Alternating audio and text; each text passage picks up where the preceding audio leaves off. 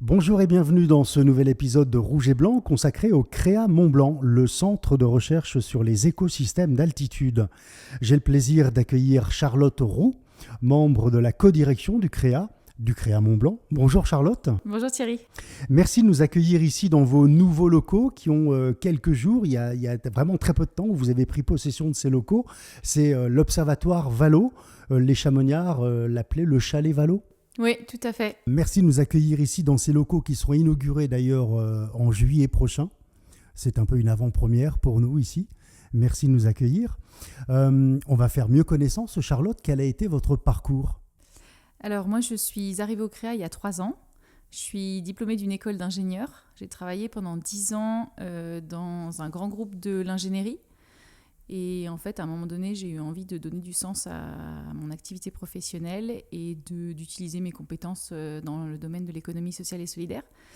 Donc j'ai fait un programme de transition de carrière qui s'appelle On Purpose, qui m'a permis de découvrir le CREA Mont-Blanc.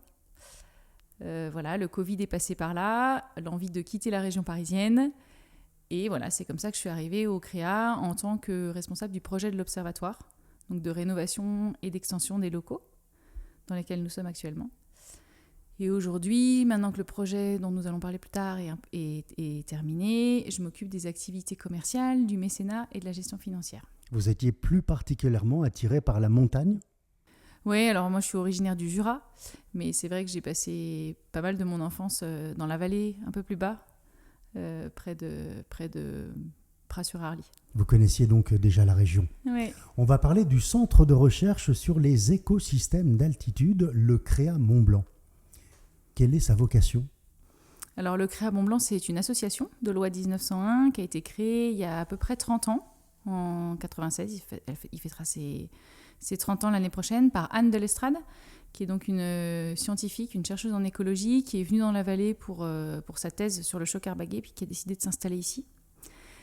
Et en fait, c'est un centre de recherche donc, qui est né d'une envie de faire de la recherche différemment, c'est-à-dire à la fois de la recherche sur le terrain et une recherche impliquant les citoyens dans la collecte de données, et puis une envie de partager ces résultats, de les vulgariser pour permettre à tout un chacun de mieux agir. Et est-ce que Anne de l'Estrade est toujours en activité avec vous ? Oui, alors elle est sur ses derniers jours. Elle prend sa retraite dans quelques mois. Après, du coup, 30 ans de bons et loyaux services. On espère être à la hauteur de l'héritage qu'elle nous lègue. Effectivement, parce que je crois que le CREA fêtera ses 30 ans l'année prochaine, en 2026, c'est ça ? Oui, tout à fait. Elle sera peut-être parmi nous, parmi vous en tout cas. J'espère qu'elle sera parmi nous. Alors, l'idée, c'était de vulgariser la recherche scientifique également, il y a 30 ans, mais c'est ce que vous faites encore aujourd'hui, en fait. Oui, tout à fait. Donc, on a à la fois une activité de recherche classique qui est de comprendre l'évolution des écosystèmes alpins dans un contexte de changement climatique et de partager ces connaissances avec des outils qui sont classiques comme des conférences, des interventions, des séminaires, des outils un petit peu plus innovants comme un atlas du Mont Blanc qu'on a en ligne. Et puis il y a la volonté surtout d'impliquer le citoyen dans la collecte de données via la science participative, qui est un des principes fondateurs du CREA Mont-Blanc. Alors on peut préciser que le CREA Mont-Blanc a été reconnu par les Nations Unies lauréat 2017 du prix Momentum for Change pour son action pour la biodiversité. Et quelles sont, je dirais, au quotidien vos actions, vos travaux aujourd'hui ici à Chamonix ? Alors on a effectivement à la fois une activité de recherche, comme je vous le disais, une activité de partage et d'engagement des citoyens. On s'adresse à différents publics qui sont généralement des acteurs du changement. Donc on a toute la partie politique, enseignants, acteurs des territoires, dirigeants d'entreprises. On a tous les gens qui peuvent relayer nos programmes, nos recherches, les résultats de nos recherches, que sont les socioprofessionnels de la montagne, les accompagnateurs en moyenne montagne. On a les gens qui ont envie de s'engager, donc qui sont les bénévoles en sciences participatives. Et puis on a tous les acteurs du territoire, tous ceux qui ont envie de comprendre comment fonctionne leur montagne et comment elle évolue. Est-ce que tout le monde peut être, je dirais, observateur justement du changement ? Tout à fait. Tout le monde peut participer à la science participative. Donc on a une plateforme en ligne qui s'appelle Spot, spot.creamontblanc.org, qui est une plateforme qui regroupe nos 9 protocoles de sciences participatives. où les gens peuvent venir voir et partager des informations. Exactement. En fait, ils ont sur cette plateforme accès à des fiches techniques sur chacun des protocoles qui leur indiquent les zones d'observation, c'est-à-dire où se rendre dans la montagne pour aller observer les espèces qu'on leur propose d'observer. Et puis, il y a un petit descriptif des bonnes pratiques, un petit guide d'utilisation des bonnes pratiques. Voilà, tout est accessible au tout un chacun. Votre rayon d'action reste sur le Mont Blanc, ici, le pays du Mont Blanc ? Non, on a une action qui est un peu plus large que ça, on a des protocoles qui sont présents dans tous les massifs français, mais aussi suisses, italiens. Vous avez des partenaires ? On a effectivement des partenaires relais sur lesquels on s'appuie dans des parcs naturels. Est-ce que vous avez des relations, par exemple, avec le Aster 74, le CEN 74, comme on appelle ? Oui, tout à fait. Ils viennent nous rendre visite dans pas très longtemps. On essaye, blague à part, de développer un ensemble de collaborations avec tous ces partenaires techniques très importants sur le territoire. Oui. Ça veut dire qu'il y a aussi peut-être des recherches qui sont menées dans les Pyrénées, par exemple, ou dans d'autres massifs ? Oui, tout à fait. On a des protocoles qui sont, comme je vous le disais, effectivement. Là, on a par exemple un projet de recherche, qui s'appelle Herbiland, qui est destiné à évaluer l'évolution du régime alimentaire des ongulés sauvages, donc bouquetins, chamois, en raison de l'évolution de la lande dans le massif.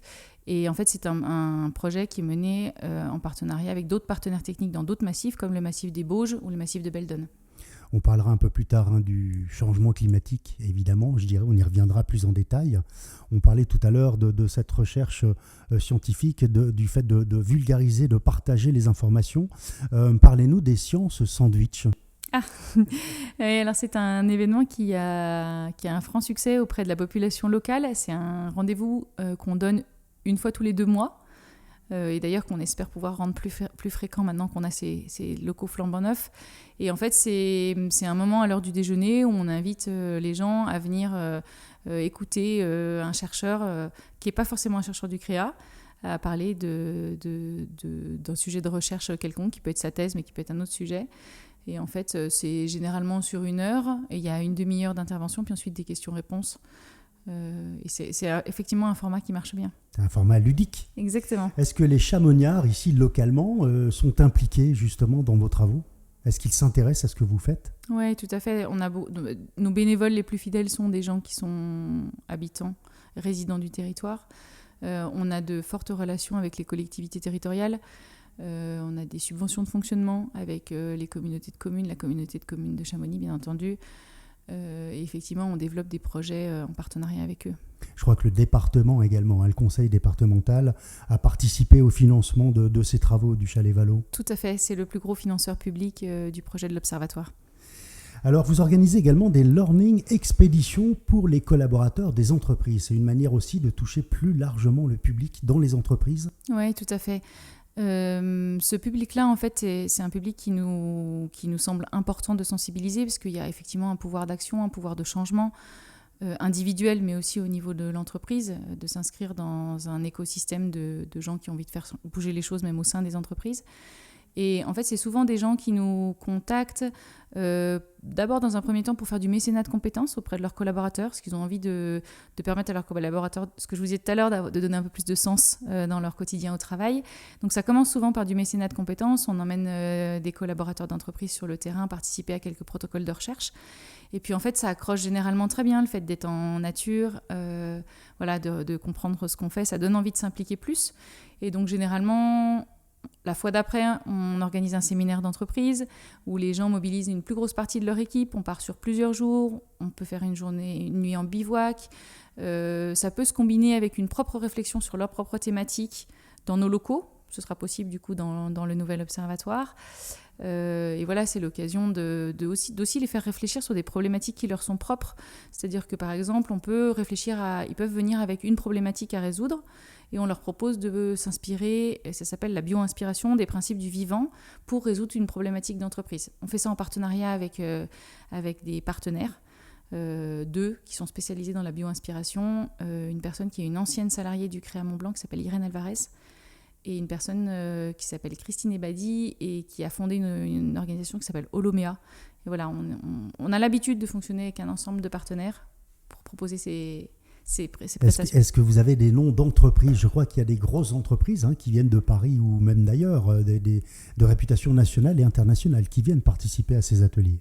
Oui, tout à fait. On a déjà eu des salariés de Suez, des salariés d'Engie. Là, on a aussi des salariés de fondations. On a la Fondation de France qui est venue faire ce type de séminaire. Et puis là, cette année, on a Saint-Gobain qui vient en juillet. Voilà, avec l'idée que ce nouveau lieu va nous permettre de diversifier encore les gens qui font appel à nous pour ce genre d'activité. C'est accessible aux entreprises régionales également, de Savoie-Mont-Blanc. Tout à fait.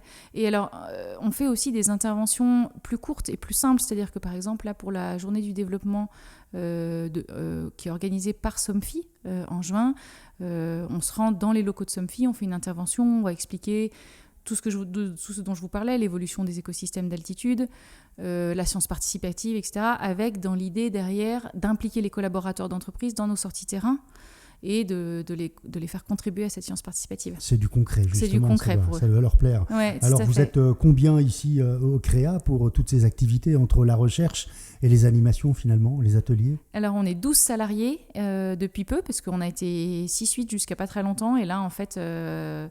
le projet de l'Observatoire, des projets européens de recherche ont permis de passer un cap et de changer d'échelle, comme on pourrait dire. Et on est aujourd'hui donc 12 salariés, dont 5 chercheurs. Il y a des bénévoles également avec vous qui vous accompagnent? Oui, tout à fait. On a une communauté de 50 bénévoles très actifs sur le terrain avec nous. Et puis en ligne, on a à peu près 5000 bénévoles. 5000 ? Oui. Qui acceptent de participer aux travaux, qui font aussi de la veille peut-être? Tout à fait, ils participent à nos activités. En fait, dans les protocoles de sciences participatives qu'on a disponibles en ligne, on n'est pas obligé de se déplacer chez nous. On peut effectivement contribuer. On a des protocoles qui sont des protocoles où on identifie par exemple des photos en ligne sur son ordinateur. On a des protocoles où on observe son arbre dans son jardin. Et donc tout ça, c'est des protocoles qui sont accessibles à tous à distance. Et tout ça, c'est accessible sur le site internet? Tout à fait. J'imagine. Ouais. Alors, quel est le modèle économique de Créa Mont-Blanc? Parce qu'il faut des moyens, je dirais, pour mener ces travaux et ces recherches. Oui, alors en plus, c'est une activité qui est un petit peu particulière, qui est une activité de recherche. Donc, nous, on est financé à 65% par des financements publics. La principale partie étant des fonds européens dont je vous parlais. Le reste étant les 10% de ces 65% étant des financements, des subventions de fonctionnement dont je vous parlais, communautés de communes, régions. Et en fait, on peut avoir tendance à penser qu'il faudrait plus de privé que de public, mais de par notre activité de recherche, nous, en fait, on a besoin de financements qui sont des financements structurants sur plusieurs années. Et ça, les fonds européens le permettent. Voilà, donc on a 35% de financement privé, qui sont en fait des cofinanceurs généralement de nos projets européens. On a aussi des soutiens à notre activité et ça, c'est indispensable. Et donc, on est toujours à la recherche de mécènes et de partenaires, tout à fait. Quels sont les grands sujets de recherche que vous menez aujourd'hui ici à Chamonix? Donc déjà, comme je vous le disais, on étudie, nous, l'évolution des écosystèmes alpins dans un contexte de changement climatique. On a tendance à choisir des sujets d'études qui sont des espèces clés, c'est-à-dire c'est des espèces qui sont révélatrices de changements et qui incarnent des changements pour d'autres espèces, et des sujets d'études qui intéressent les décideurs du territoire. L'idée, c'est quand même que les collectivités et les décideurs publics puissent trouver des réponses aux questions qui se posent en termes d'organisation du territoire. Donc actuellement, je vous parlais du programme Herbiland qui est financé par les fonds FEDER sur le régime des ongulés sauvages. On a aussi un projet qui est subventionné par l'Agence nationale de la recherche qui s'appelle Int4Out et qui en fait consiste à analyser, à agréger des données de fréquentation et de pratiques humaines. Et en fait, ça, c'est un peu nouveau au CREA. On étudiait généralement l'évolution et les interactions entre les espèces. Et là, de plus en plus, on a tendance à intégrer les externalités humaines que sont les pratiques, le loisir, mais même aussi les pratiques d'agropastoralisme. On sait, on se comprend, c'est-à-dire qu'on sait dans notre territoire ici sur lequel on vit au quotidien, que l'été, il y a de plus en plus de monde qui préfère aussi la montagne pour trouver un peu plus de fraîcheur. Il y a peut-être un manque d'information, un manque de respect aussi justement de la nature. C'est ce qui vous a peut-être conduit à mener ces recherches plus précisément? Oui, alors je ne sais pas si c'est un manque de respect, je pense que c'est un manque de connaissance, de sensibilisation. Et je pense qu'en fait, c'est pas moi qui l'ai dit, mais pour protéger, il faut connaître, il faut comprendre. Donc nous, on table beaucoup là-dessus. On table sur le fait que les gens vont prendre conscience du besoin de protection de la nature parce qu'ils vont y passer du temps, parce qu'ils vont s'émerveiller de ce qu'ils vont voir.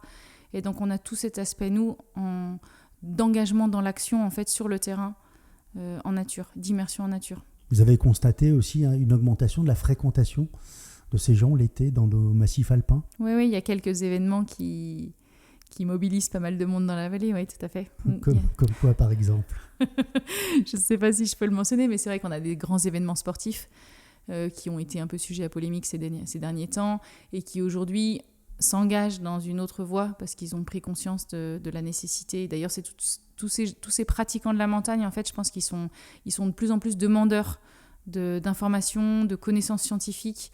On développe tout un tas de partenariats avec des pratiquants de la montagne, des trailers, etc. Et donc, il y a des associations aujourd'hui, comme la Fondation Kilian Jornet, avec qui on est en partenariat, qui, en fait, transmettent ce message-là à leur communauté. Et nous, on joue un rôle là-dedans parce qu'on apporte le message scientifique, la connaissance scientifique.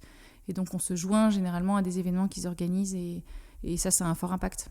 C'est vrai qu'il y a de plus en plus de trailers. Ici, le territoire du trail, ici, c'est la grande mode. Il y en a de plus en plus. Et il y a de plus en plus de participants. Mais je crois que les organisateurs ont bien compris le message et ont su réagir en conséquence. Tout à fait. Me semble-t-il. Alors, quels sont les grands changements que l'on observe? On parle beaucoup de changements climatiques, de dérèglements. Vous, concrètement, qu'est-ce que vous constatez aujourd'hui dans la montagne et plus particulièrement dans le pays du Mont-Blanc? Alors, ce qu'on observe, c'est déjà une hausse des températures. Il y a un décalage, une hausse des températures de l'ordre de 2 degrés, ce qui est 2 fois supérieur à ce qu'on observe ailleurs en France. Ça veut dire que ça se réchauffe plus vite en montagne qu'en plaine. Ouais. Est-ce qu'on sait pourquoi, finalement? Alors, une des hypothèses, c'est ce qu'on appelle l'effet d'albédo. C'est-à-dire qu'en fait, il y a de moins en moins de neige et donc de plus en plus de surfaces qui sont sombres et qui se réchauffent plus vite sous l'effet du soleil que quand il y a de la neige. Donc ça amplifie le fait que le décalage est plus rapide en montagne. Quelles sont les conséquences principales que vous observez avec ce réchauffement climatique sur le terrain? Alors en fait, il y a 2 conséquences principales. La première, c'est un décalage du rythme saisonnier des espèces. C'est-à-dire qu'en fait, le printemps, par exemple, arrive plus tôt. Donc les espèces, comme les arbres, débourrent plus tôt. Et en fait, au fil des décennies, il y a un décalage dans le temps. Il y a un avancement en fait, de ces rythmes saisonniers. Exactement. Voilà, et sur des espèces comme le frêne ou le bouleau, c'est 4 à 6 jours par décennie, donc c'est significatif. La deuxième conséquence, c'est la remontée en altitude des espèces pour trouver des conditions de vie qui sont plus adaptées à leur fonctionnement. Et donc ça, par exemple, on a observé que par exemple, la ligne médiane de la forêt a remonté de 60 mètres en 10 ans. Et en fait, ça remonte, mais limite, ça remonte pas assez vite en fait, par rapport à ce qu'il faudrait pour que les espèces soient dans un habitat qui leur convienne. Il faudrait que elles remontent de 100 mètres tous les 10 ans. Et en fait, du coup, on leur laisse pas assez de temps en fait, à ces espèces-là pour s'adapter et pour trouver les conditions qui leur sont optimales. Et ça a 2 impacts. Le premier, c'est la désynchronisation, c'est-à-dire que des espèces emblématiques du massif comme le lagopède ou comme le lièvre variable, ce sont des espèces qui changent d'apparence en fonction du climat. Et donc, par exemple, elles sont blanches avec un gros pelage. Lagopède, ouais. Pas. Voilà. C'est un animal qui vole. C'est exactement ça. Donc un oiseau. C'est une perdrix, ouais. Une perdrix des neiges. Voilà, tout à fait. Merci. D'accord. Qui est donc marron l'été et blanche en hiver. Le lièvre variable, pareil. Et en fait, à cause de cette désynchronisation, à cause de ce décalage saisonnier, en fait, un lièvre variable peut se retrouver encore tout blanc, alors qu'en fait, il n'y a plus de neige et donc il est vulnérable. Il devient une proie plus facile à attraper. Et la deuxième conséquence, c'est, en plus de cette désynchronisation, c'est le fait qu'il y a une compétition et une concurrence entre espèces qui, du coup, il y en a une qui remonte, l'autre qui remonte pas assez vite, elles se retrouvent en concurrence, en fait, au même niveau d'altitude. Donc la conclusion de tout ça, c'est qu'il faudrait vraiment laisser le temps en fait, aux espèces de s'adapter aux changements qui se produisent dans leur habitat et que malheureusement, à cause de pression anthropique humaine, en fait, on a tendance à coloniser les espaces laissés vides, notamment les marges glaciaires, etc. Il y a des enjeux autour de ces espaces-là et de l'importance en fait, de laisser le temps aux espèces de s'adapter parce qu'elles sont plus fortes que ce qu'on pense, mais il faut leur laisser le temps de le faire. Et le changement climatique va plus rapidement en fait, que leur adaptation, Exactement. malheureusement. Donc il y a des conséquences quand même assez énormes. Oui, tout à fait. Vous me parliez du lagopède. Le lagopède et le lièvre sont des espèces qui sont considérées comme vulnérables. Et la grenouille rousse est une espèce qui est quasi menacée dans une liste régionale. La grenouille, on trouve des grenouilles dans les montagnes, en hauteur. Oui, on trouve des petites grenouilles rousses. À grande altitude. Exactement, qui est une espèce de grenouille rousse qui survit en altitude et qui se reproduit très bien. Est-ce que c'est un marqueur important pour vous, justement, cette grenouille, pour mieux mesurer les effets du changement climatique ? Ouais, c'est un marqueur ? Oui, tout à fait. Alors justement, est-ce que ces grenouilles, par exemple, peuvent intéresser les observateurs ? Est-ce que ça peut faire partie des ateliers de sciences participatives que vous proposez ? Oui, tout à fait. C'est effectivement en plus une espèce assez emblématique de nos protocoles de sciences participatives qui plaît beaucoup. C'est un programme qui s'appelle Compte-Ponte et on propose effectivement aux citoyens, dans le cadre de ce programme de sciences participatives, d'aller auprès des mares et d'observer en fait les stades de développement des petites grenouilles, de nous dire à quel moment ils voient qu'elles se transforment en tétard. On a plusieurs stades d'évolution et en fait ça nous permet justement d'évaluer ce décalage saisonnier. On avait fait un épisode avec Marie Lamouille de FNE sur les libellules, qui sont également des marqueurs très importants sur les lacs de montagne. Je ferme la parenthèse. Alors, comment est venue cette idée ? Est-ce que c'est la créatrice qui a pensé justement à ce côté participatif d'échange d'informations vers le grand public et aussi entre les chercheurs ? Comment est née en fait cette idée et ce besoin peut-être ? Alors effectivement, c'est Anne Delestrade qui en est à l'origine. Ça date d'il y a 30 ans. Aujourd'hui, on en parle beaucoup. Il y a 30 ans, c'était assez précurseur. Et en fait, c'est né déjà de cette vision toujours de rapprocher la science et la société, de mettre en relation ces deux publics qui ne se parlent pas forcément toujours.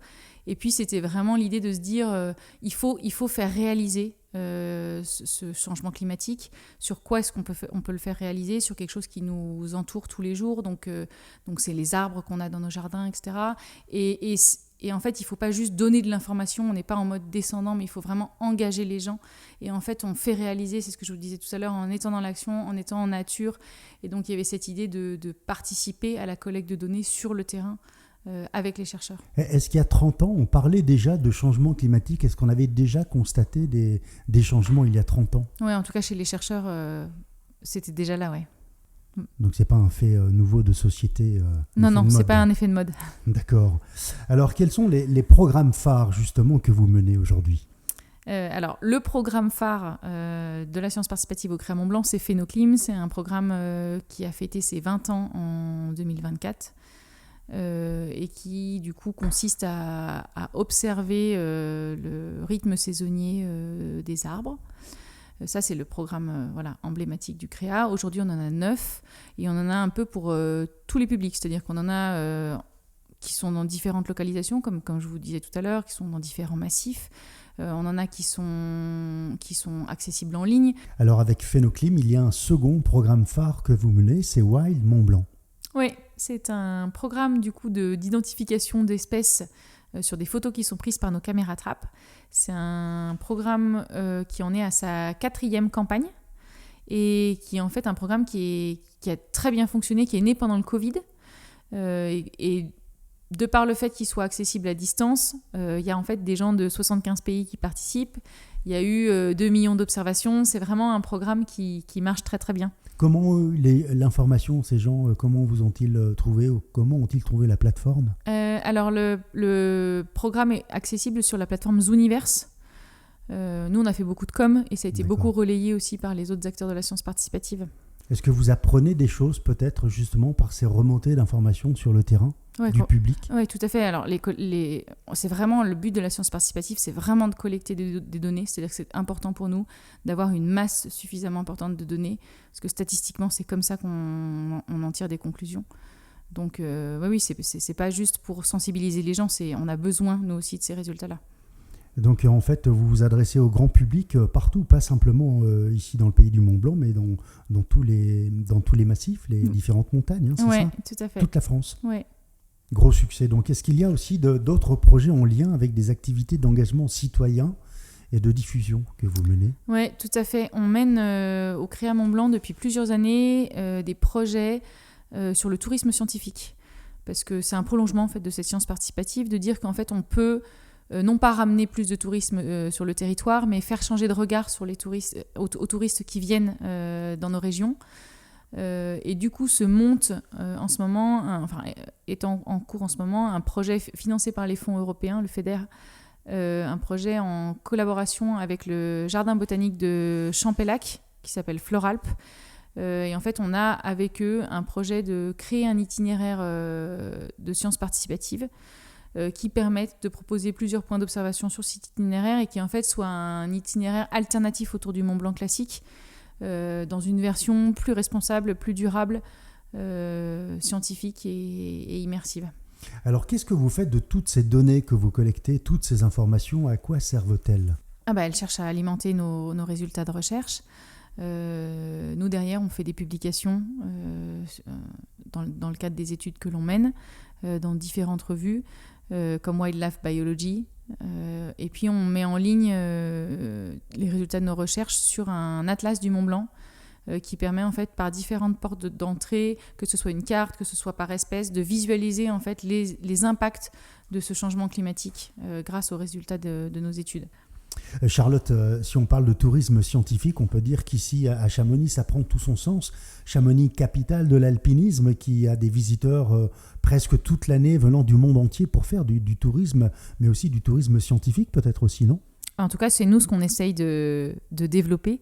Effectivement, il faut savoir que la vallée de Chamonix, historiquement, c'est un territoire de la recherche scientifique qui est vraiment emblématique. Un des précurseurs de ça, c'est Joseph Vallot, qui dans les années 1890 a en fait commencé en fait cette activité de recherche scientifique.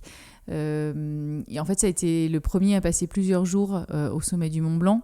Il y a passé plusieurs nuits même pour étudier les effets de l'altitude sur le corps humain. Il a développé tout un ensemble de cartographies et de cartes du massif. C'était un botaniste chevronné.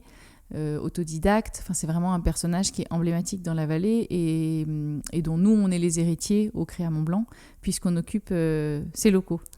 Aujourd'hui nous sommes dans le chalet Vallot, comme on dit, qui a été refait à neuf, un lieu emblématique, vous l'avez dit, avec une inauguration qui aura lieu en juillet prochain avec pas mal de manifestations, mais parlez-nous plus précisément de ce lieu qui va vous servir également à informer le public.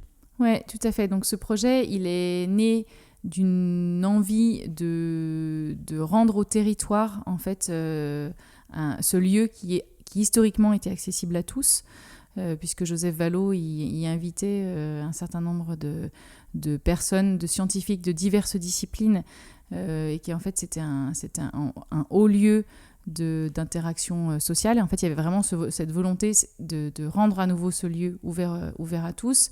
Ce lieu, en fait, du coup, il a été légué par Joseph Vallot à sa mort à l'État, avec pour vocation de faire perdurer cette vocation scientifique.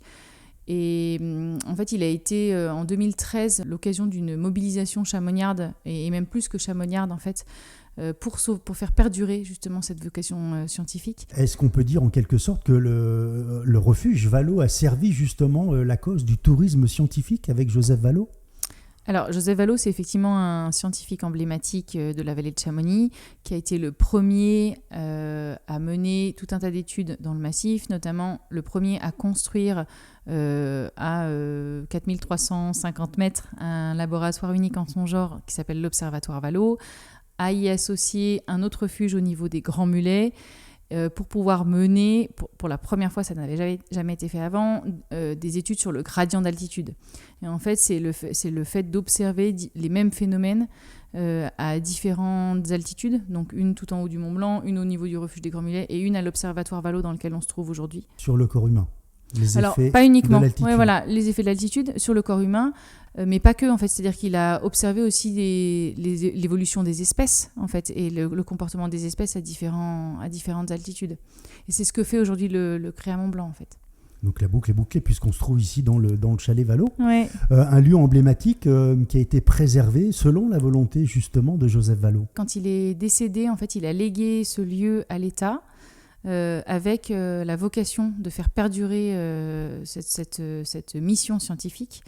En 2013, il a été mis en vente aux enchères.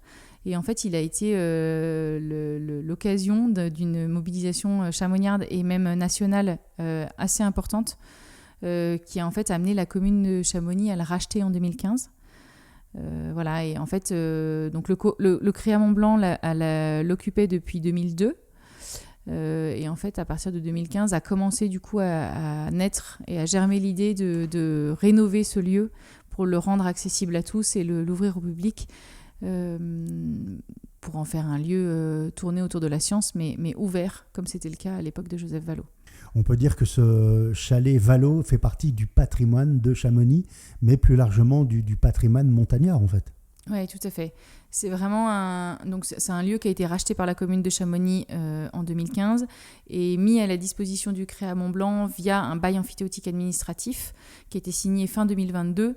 Nous permettant du coup de faire la réhabilitation du chalet Vallot, la construction d'un nouveau bâtiment pour les équipes de recherche et la création d'un jardin pédagogique et scientifique dans lequel on pourra mettre à disposition du grand public nos dispositifs de sciences participatives pour permettre à tout un chacun en fait de venir sur place, prendre connaissance de tous nos protocoles avant d'aller en montagne, collecter de la donnée et nous la rapporter. Il faudra passer ici avant de monter les sommets du Mont Blanc. C'est ça, ce sera le camp de base.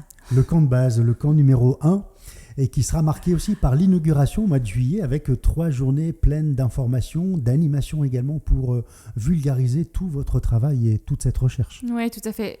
Donc le week-end du 18 au 20 juillet va se tenir l'inauguration du lieu. Le vendredi 18 juillet, il y aura l'inauguration et la cérémonie officielle, en présence notamment des financeurs de ce projet, que sont le département de la Haute-Savoie dont je vous ai parlé, la Fondation de France, la Fondation du patrimoine qui a largement soutenu le projet, et de tous les mécènes privés qui ont rendu ce projet possible, y compris les participants à la campagne de financement participatif, parce qu'on a lancé une campagne avec le soutien de la Fondation du patrimoine qui est toujours en cours. Voilà, donc ça, ce sera pour le vendredi. Ensuite, le samedi, on a toute une journée de conférences et d'ateliers. Donc, on aura des conférences sur Joseph Vallot, l'intervention d'Eliane Patriarca, qui est la biographe de Joseph Vallot, qui a récemment sorti un ouvrage sur Joseph Vallot. On aura probablement la venue du directeur du Muséum d'histoire naturelle de Nice, auquel ont été léguées les collections d'herbiers de Joseph Vallot, qui nous en apportera quelques-unes. Et qui nous expliquera tout ce qu'il faut connaître sur les herbiers de Joseph Vallot. Et l'après-midi, on aura des tables rondes sur les projets de recherche du CREA et sur des thématiques de recherche un peu plus larges, comme celle du tourisme scientifique. Et on aura dans le jardin la démonstration de notre protocole de sciences participatives pour le grand public. Et enfin, le dimanche, on a pour intention d'organiser tout un tas de sorties sur le terrain avec des accompagnateurs en moyenne montagne et des guides de haute montagne dans les traces de Vallot pour essayer d'aller observer l'évolution par rapport à ce que lui observait il y a plus de 100 ans. C'est très intéressant tout ça. Est-ce qu'il faudra s'inscrire au préalable, par exemple, peut-être pour être sûr de pouvoir y participer ? Oui, alors il y aura des activités qui seront ouvertes à tous, dans le jardin, de conférences, etc. Pour les sorties terrain, je pense qu'on procédera par inscription, oui. Alors, vous parliez tout à l'heure de la présence des mécènes. Ce n'est pas un point final, cette inauguration et cette ouverture. Vous êtes toujours à la recherche de fonds, naturellement. Oui, tout à fait. Comme je vous le disais, les 35% de financement privé, c'est indispensable à l'activité du CREA. Le projet de l'observatoire a été un gros défi, puisque le budget du projet représentait 2 fois le budget annuel de l'association. Donc, il a fallu aller chercher des fonds. Pour boucler le plan de financement, on a contractualisé un prêt. Et donc voilà, il y a un ensemble de charges, de fonctionnement de l'association. Et pour ça, on a besoin du soutien des mécènes. Des mécènes et l'État, vous aide aussi l'État ? Oui, tout à fait. On a un soutien des ministères de l'écologie. Pour notre programme phare, par exemple, Phénoclim. On a des subventions aussi pour les jeunes chercheurs via le FONGEP. Donc oui, on a des soutiens diverses et tous sont importants. Pour terminer, Charlotte, nous avons une tradition sur Rouge et Blanc, celle de vous permettre de passer un message à nos auditeurs. Quel message souhaiteriez-vous faire passer ? Je crois que ce qui est important pour le Créa Mont-Blanc, c'est cette capacité à s'émerveiller du vivant et du monde qui nous entoure. Donc j'encouragerais chacun à peut-être se reconnecter avec son enfant intérieur qui faisait qu'on s'émerveillait de tout quand on allait en nature. Et en fait de reprendre ce regard d'enfant émerveillé et de changer de regard sur tout ce qui nous entoure pour avoir envie de mieux le protéger. C'est vrai qu'il faut se poser à un moment donné et regarder simplement et apprécier la nature, la beauté de la nature. Ouais, et puis réaliser en fait tout ce qui nous entoure, c'est-à-dire que en vous asseyant dans l'herbe, en fermant les yeux, en mettant les mains dans l'herbe, en fait, on peut sentir tout un tas d'espèces, par exemple, dont on ignore qu'elles sont toutes là. Et je pense que c'est ça aussi, prendre connaissance du petit, parce qu'en fait, on est en montagne devant des paysages magnifiques, et on oublie souvent de baisser les yeux et de regarder sur le petit qui nous entoure et qui est tout aussi fabuleux. Merci en tout cas, Charlotte, de nous avoir reçus ici au Chalet Vallot. C'est une nouveauté à découvrir dès le mois de juillet. Tout à fait, merci. Et on vous retrouve sur les réseaux sociaux naturellement et le site web créamontblanc.org. Merci Charlotte et à bientôt. Merci beaucoup Thierry, à bientôt.